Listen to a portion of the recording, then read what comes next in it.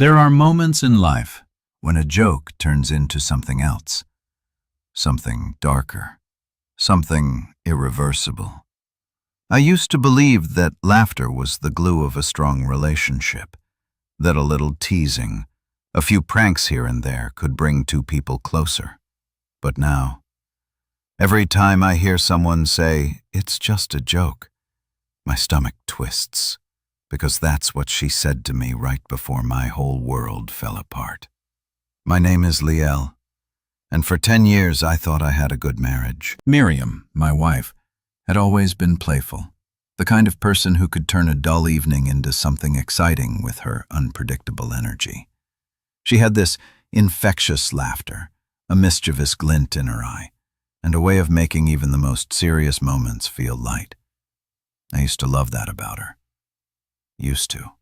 It started small, as most things do. Harmless pranks, switching the sugar with salt, pretending to lose her wedding ring, calling me at work with fake emergencies just to hear my panicked reaction before she burst into laughter. It was our thing. At least I thought it was. I thought I was in on the joke. But then, about a month ago, something changed. Miriam became obsessed with one-upping herself, making her pranks bigger, more elaborate. It wasn't just silly tricks anymore. She started filming them, posting them online, chasing reactions from strangers instead of just laughing with me. At first, I played along, not realizing that what she was doing wasn't just about fun anymore. And then came the prank, the one that ended everything, the one that made me question whether anything in my life had ever been real. That night I got home later than usual. Work had been exhausting, and all I wanted was to collapse on the couch, maybe share a drink with Miriam and unwind. But as soon as I walked through the door, I knew something was off. The lights were dim, candles flickering in the living room. Music played softly in the background, romantic, slow. The kind of thing she put on when she wanted to set a mood. I almost smiled. Maybe this was one of her playful surprises, the kind I used to love. "Miriam," I called out, stepping inside, loosening my tie. Then I saw it. A trail of clothes, his shirt, her dress, leading toward our bedroom. My heart stopped. The air in my lungs turned to stone. No, this had to be a joke, another one of her pranks, right? I forced myself forward step by step, my pulse pounding in my ears. My hand trembled as I reached for the door, pushed it open, and there she was. Miriam, my wife, in our bed with someone else. They gasped, scrambled, the guy bolting upright, wide-eyed like a deer caught in headlights. But Miriam, she didn't look shocked. She didn't even look guilty. Instead, she grinned, laughed.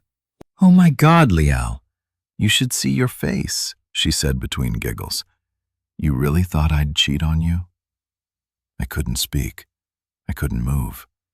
She gestured toward the guy who was now awkwardly sitting at the edge of the bed, pulling on his pants. "This is Trevor. He's an actor. It's a prank, babe, for my channel." Her words barely registered. My vision blurred at the edges, my body going numb. "A prank? This? You're serious?" I finally managed to say, my voice hollow. "Of course. I wanted to see how you'd react if you thought I was cheating. And wow, you really looked heartbroken.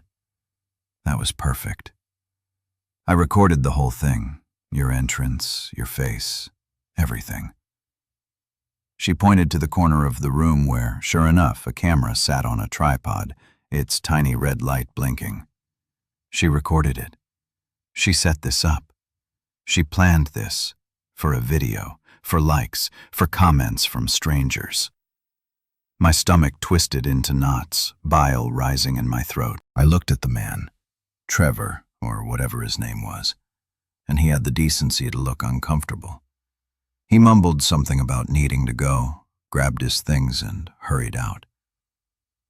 But Miriam just sat there, still laughing, still smiling like this was all some big joke.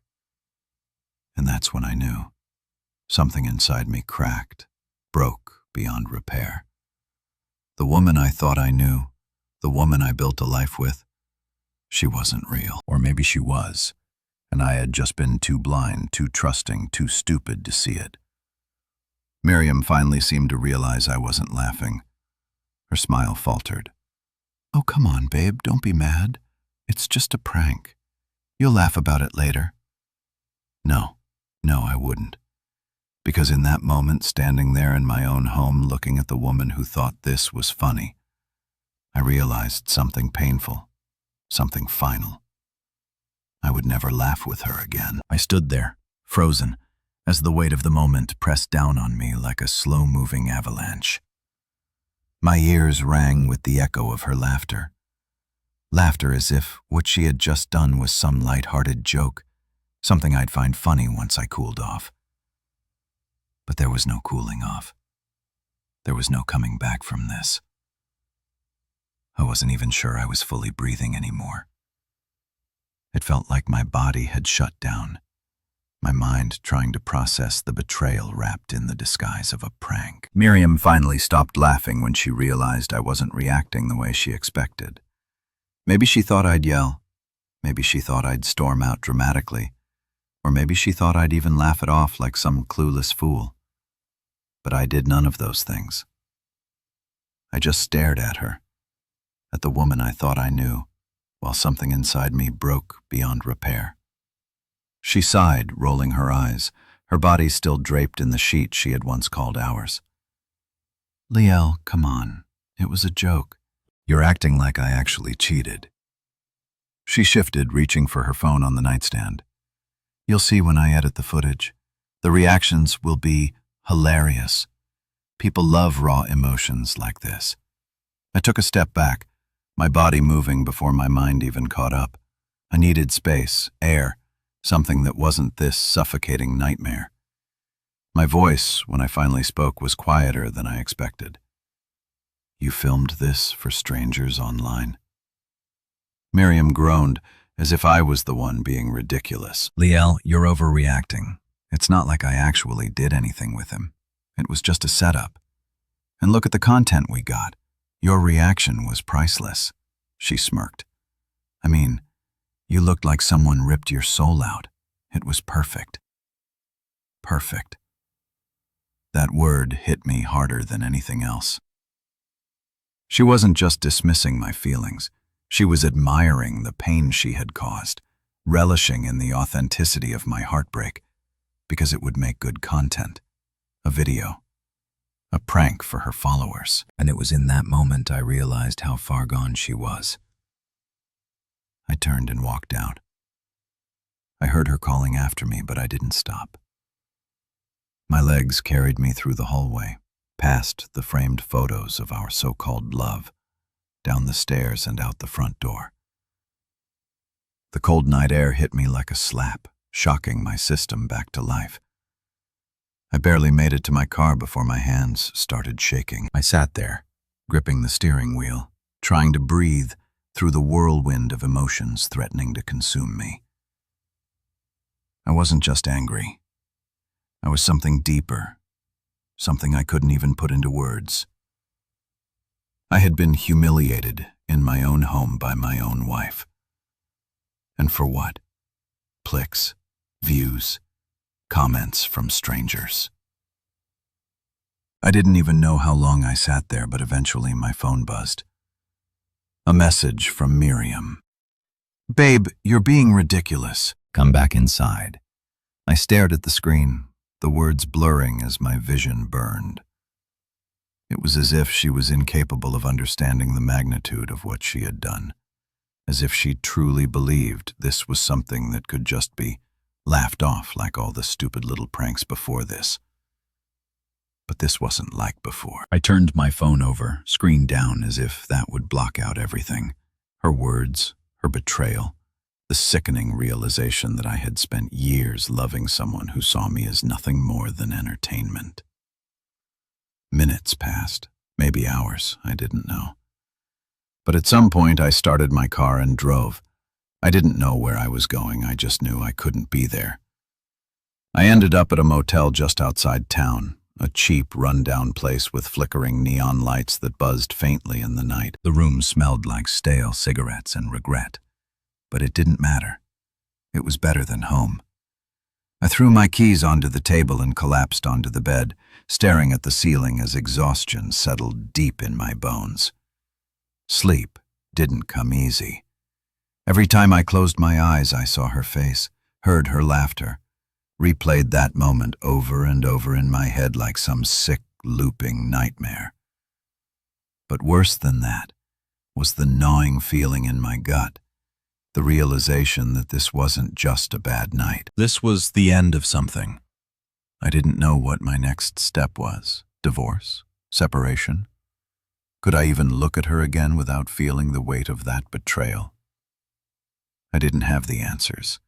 All I knew was that something inside me had changed forever.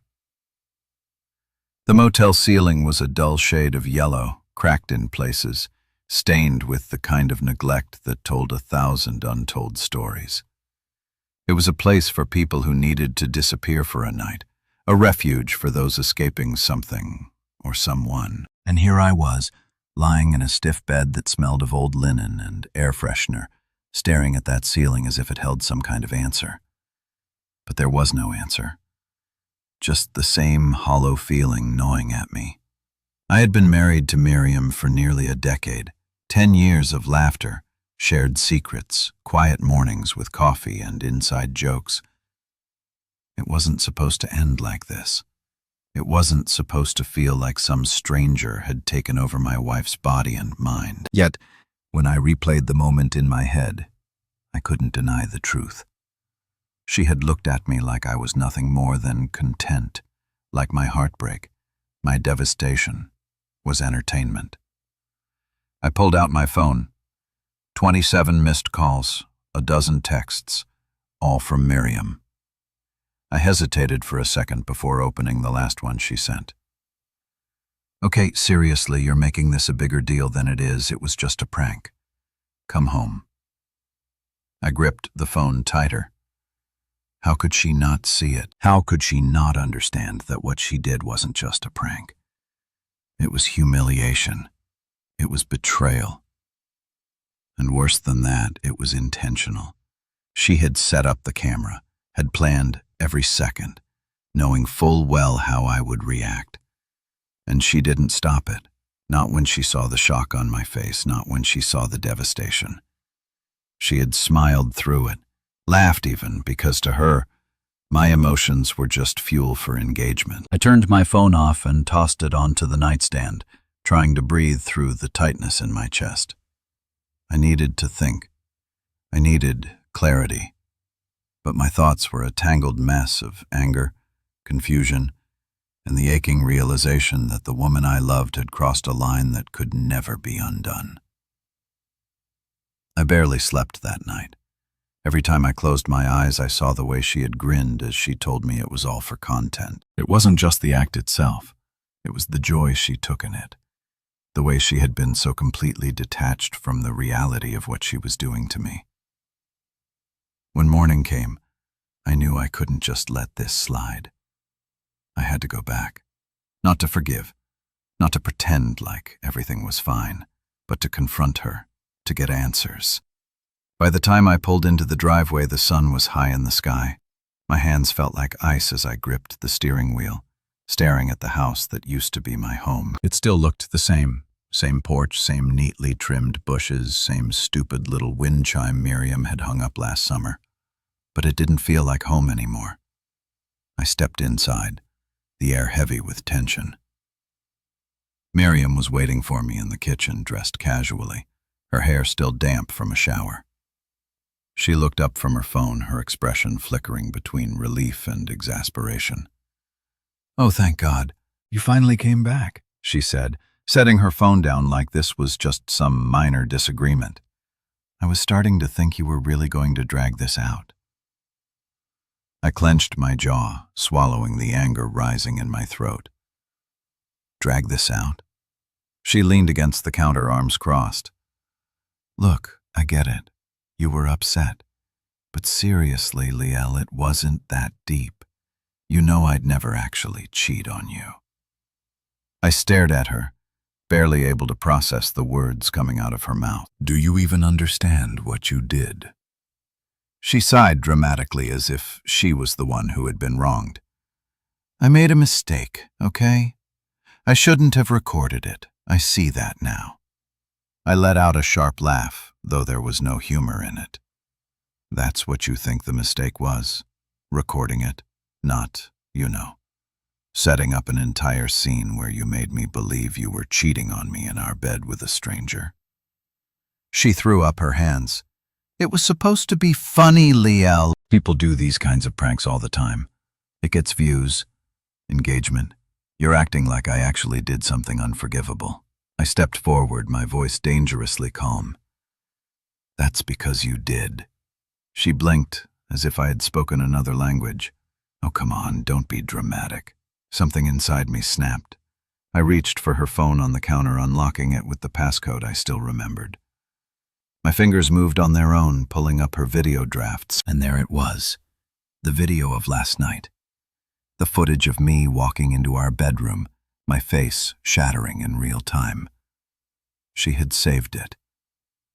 I turned the screen toward her. You still have this? Her face paled slightly, but she recovered quickly, reaching for the phone. I was going to delete it. I pulled it back. No, you weren't. She exhaled sharply, irritation replacing whatever guilt she had been faking. What do you want me to say, Liel? That I made a bad call? Fine, I made a bad call, but I'm not going to sit here and act like you're some helpless victim. It was a joke. You're overreacting. I stared at her, feeling something shift inside me, something final. I had been holding on to some small, desperate hope that she would realize the weight of what she had done, that she would look at me and see me, not as content, not as a reaction to be recorded, but as her husband, as a human being. But all I saw in her eyes was frustration, like I was an inconvenience. I slowly set her phone back on the counter, my voice quiet when I spoke. I'm done, Miriam. She blinked. Done with what? I swallowed the lump in my throat. With this, with you, with us. A sharp laugh burst out of her. Oh, come on. You're really going to throw away our marriage over this? I met her gaze, unflinching. No, Miriam. You did that. The smug confidence wavered in her expression. You're serious? I nodded. For the first time, I saw real fear in her eyes. Not fear of losing me, I realized, but fear of losing control. She had always been the one calling the shots, the one pulling the strings, and now she was watching the ground crumble beneath her feet. She took a step closer, her voice softer now, coaxing. Liel, we can talk about this. I stepped back. No, we can't. Her face twisted in frustration. You're just going to run away like a coward? I turned, walking toward the front door. No, Miriam, I'm just finally waking up. And with that, I walked out for the last time. I didn't drive straight to a lawyer's office. I didn't go to a friend's house to vent.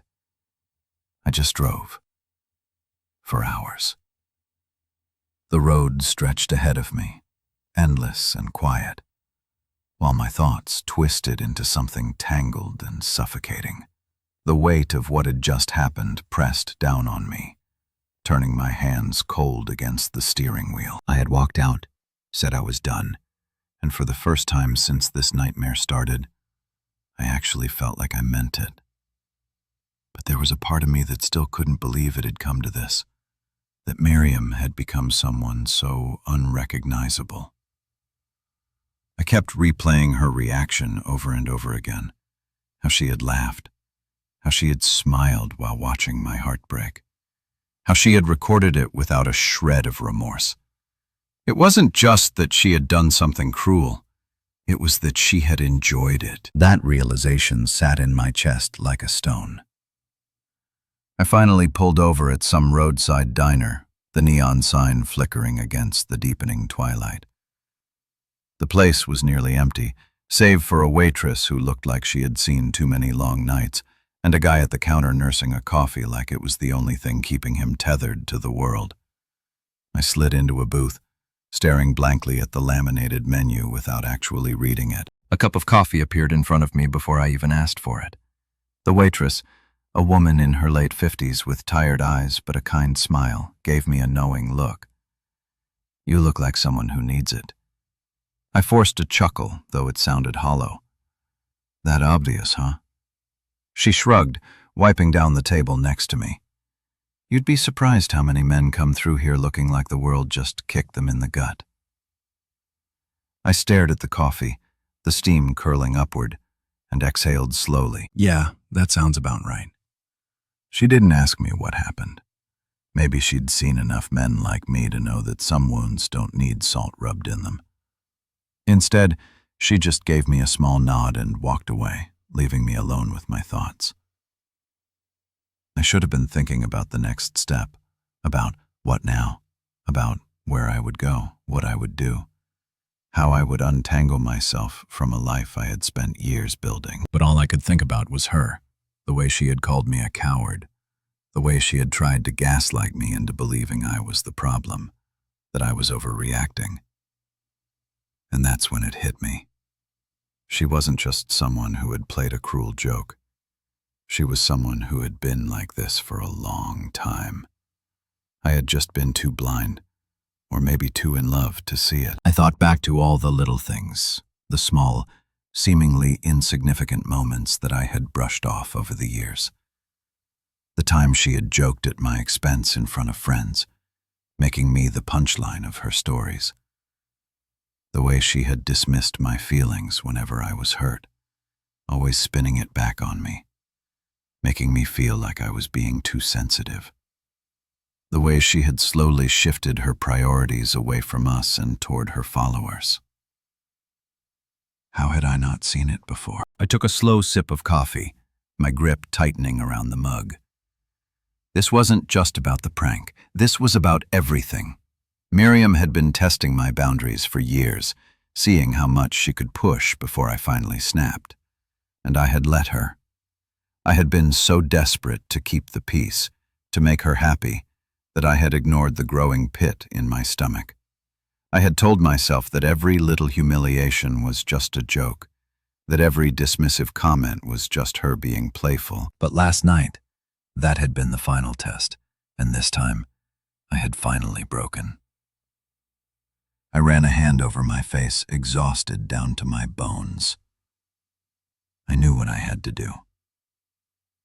I had to end it completely. No second chances, no reconciliation, no drawn-out fights, just done. But I also knew Miriam wouldn't let go that easily. She had always been the one in control, the one who dictated the narrative. And now that I was taking that away from her, she wouldn't go quietly.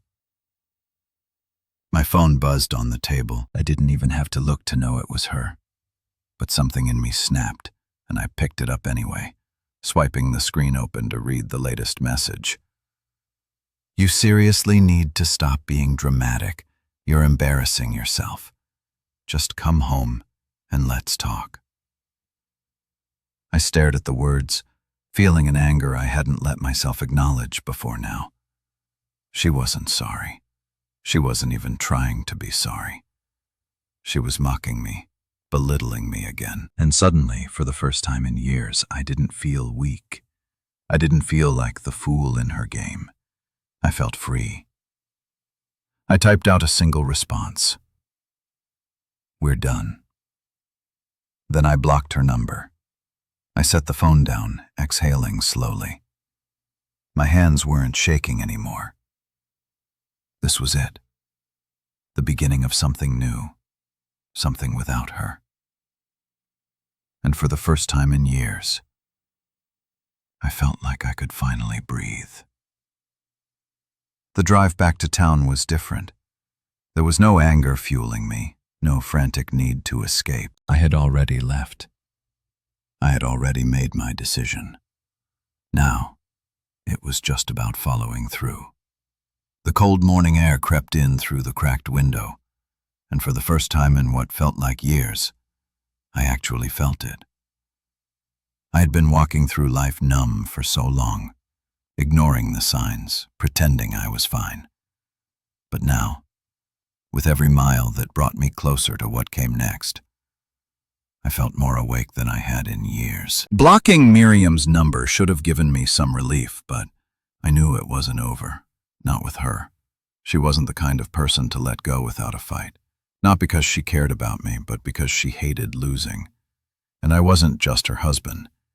I had been her audience, her content, her punchline. And now, she had lost control of the story. As I pulled up to the house, my stomach twisted, but it wasn't fear. It was resolve. I wasn't coming back to negotiate or argue. I was coming back to get my things and leave for good. The house looked exactly the same as when I had left it, but it felt different. Maybe it was me. Maybe I was just finally seeing it for what it really was. Just a building, not a home. Not anymore. I stepped inside, half expecting Miriam to be waiting for me, arms crossed, already poised for another argument. But the house was eerily quiet. Then I saw the camera. It was set up in the living room, positioned perfectly to capture the entrance. A chill ran down my spine. She was recording again. I exhaled slowly, shaking my head as I walked past it, ignoring whatever ridiculous plan she had in store. I wasn't playing her game anymore. I headed upstairs, grabbed a suitcase, and started packing. Footsteps echoed from the hallway. I didn't even turn around when she spoke. "So that's it?" Miriam's voice was calm, too calm. I zipped the suitcase. "Yeah, that's it." She let out a short, humorless laugh. "Well, you're really going to throw everything away over a joke?" I turned to face her, finally looking her in the eye. It wasn't a joke. It was humiliation. And the worst part, you enjoyed it. Her face flickered, something between frustration and calculation. "Oh, come on, Liel. You're acting like I actually did something horrible." "What? I put a camera in our room and set up a fake scenario? Big deal. I didn't cheat. I didn't lie. I didn't do anything wrong." I shook my head. "You still don't get it." She crossed her arms. "No, I do get it. You've always been too sensitive. That's the real problem here."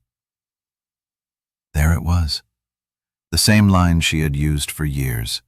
The same gaslighting. The same dismissive attitude. But this time, it didn't land. It didn't cut through me like it used to. I lifted my suitcase. "I don't care what you think anymore." Her eyes darkened, and that's when I saw it. The panic. Not because she was losing me, but because she was losing control. "You're seriously doing this?" "I already did." She scoffed, shaking her head. "You think you're going to be happy without me? You think you'll find someone else who puts up with you?" I paused at the top of the stairs, turning back just once. I don't need someone to put up with me. I need someone who respects me. And with that, I walked out. The moment the front door shut behind me, it was like a weight had been lifted. I wasn't just leaving a house. I was leaving behind years of manipulation, of belittlement, of pretending. I loaded my suitcase into the car and drove away, not looking back. But even as I left her behind, I knew Miriam wasn't done. Not yet. I woke up the next morning feeling lighter than I had in years. It was strange. Technically, my life had just fallen apart, yet for the first time in a long time, I wasn't suffocating under the weight of it.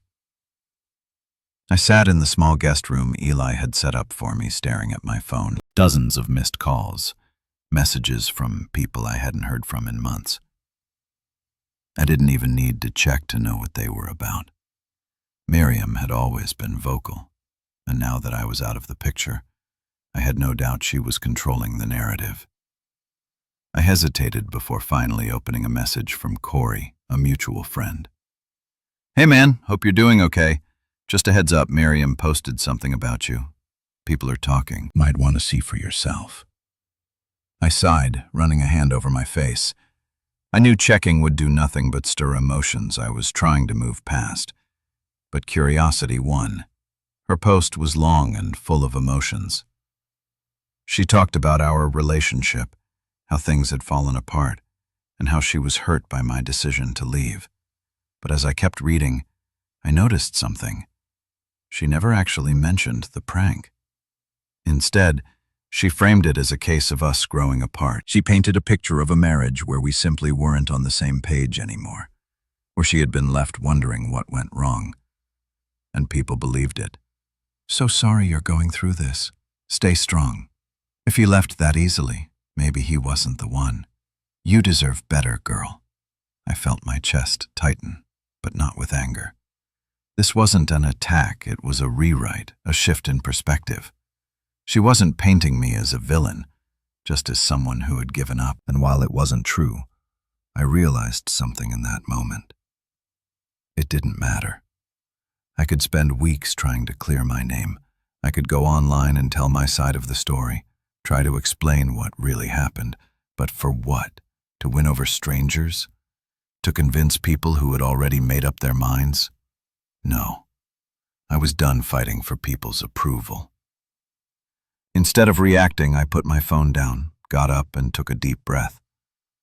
Today wasn't about Miriam. Today was about me. I grabbed my bag, got dressed, and walked out of the guest room with a new determination. I had a life to rebuild. Eli was already up, sitting on the couch with his laptop, probably working on something for his freelance gigs.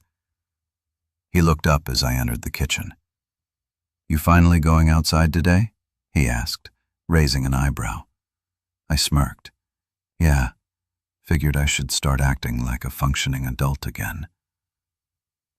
He shut his laptop and leaned back. "So, what's next?"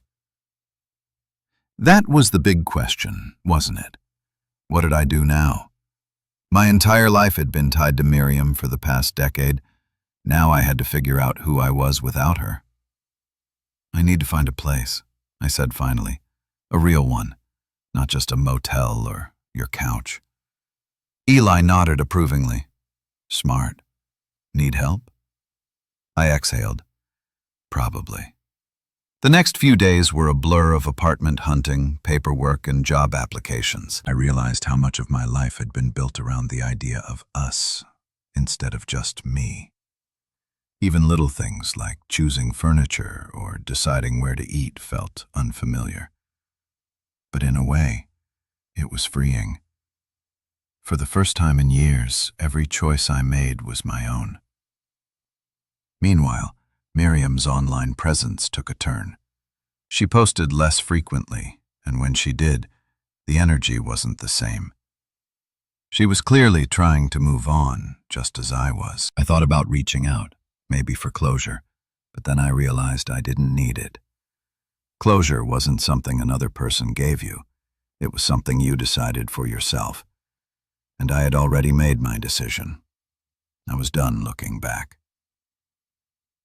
3 months later, I stood in the living room of my new apartment, looking around at what I had built for myself. It wasn't much, just a small one-bedroom, barely furnished, still missing a few essentials. But it was mine. Every piece of it was a reflection of who I was, not of a relationship I had spent years trying to hold together. I had started therapy, not because I was broken, but because I wanted to understand why I had stayed in a situation that made me unhappy for so long. I had started reconnecting with old friends, making up for lost time. And most importantly, I had started living again. One evening, as I sat on my balcony, watching the sun set over the city, my phone buzzed with a message from Miriam. I hesitated for only a moment before opening it. "Hey, I just wanted to say, I get it now, and I'm sorry." I stared at the message for a while, feeling nothing but a quiet sense of peace. There was no anger left, no resentment, no need for a response. I locked my phone, set it aside, and leaned back in my chair. For the first time in a long time, I wasn't waiting for the next argument, the next misunderstanding, the next thing to go wrong. For the first time in a long time, I was free.